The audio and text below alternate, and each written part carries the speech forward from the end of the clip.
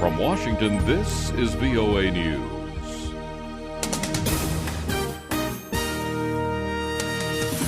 Coming up, UN report warns mass atrocities in Syria threatening global peace to Ebola fears in the DRC.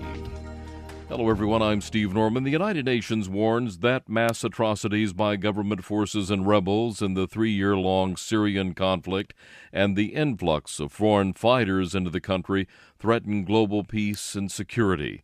We get our report now from Lisa Schlein in Geneva. The report speaks of the bleak existence of millions of civilians caught up in the fighting.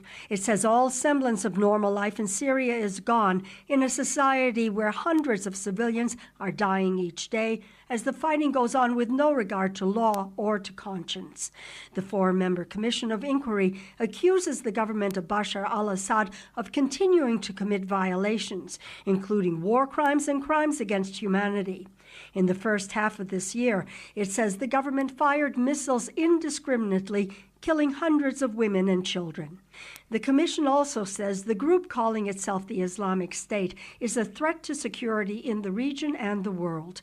Lisa Schlein for VOA News, Geneva. World Health Organization says 80 people are now being monitored for Ebola in the Democratic Republic of Congo, where officials reported an outbreak of the disease this week. UN agency is awaiting lab results to confirm that the disease is definitely Ebola. WHO says the outbreak began with a pregnant woman who fell sick with Ebola-like symptoms after butchering an animal killed by her husband.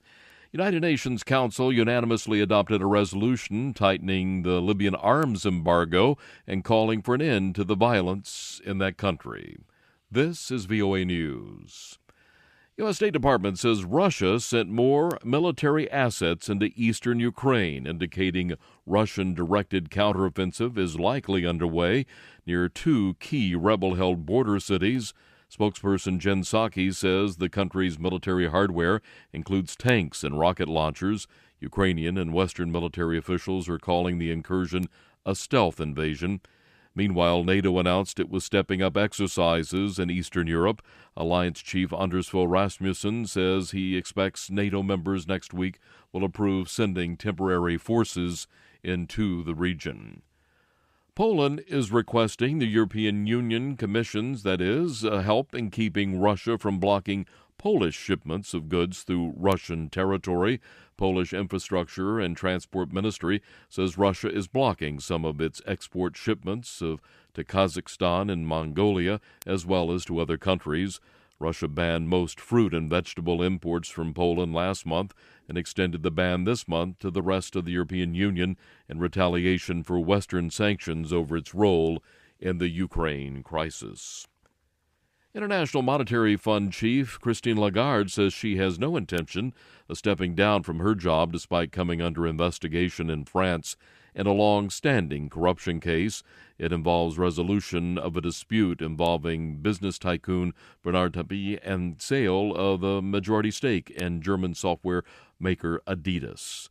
Lisa Bryant is in Paris following the story. IMF chief Christine Lagarde said she would contest the decision by French magistrates to put her under formal investigation.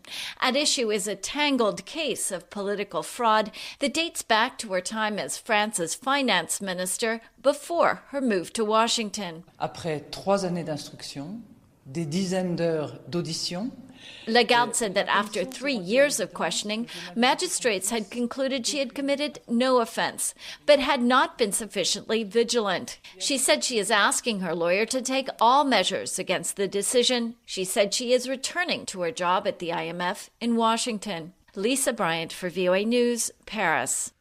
Both Afghan presidential candidates, Abdullah Abdullah and Ashraf Ghani, have stopped participating in the UN-supervised audit of June's disputed runoff election, further complicating Afghanistan's fragile political transition.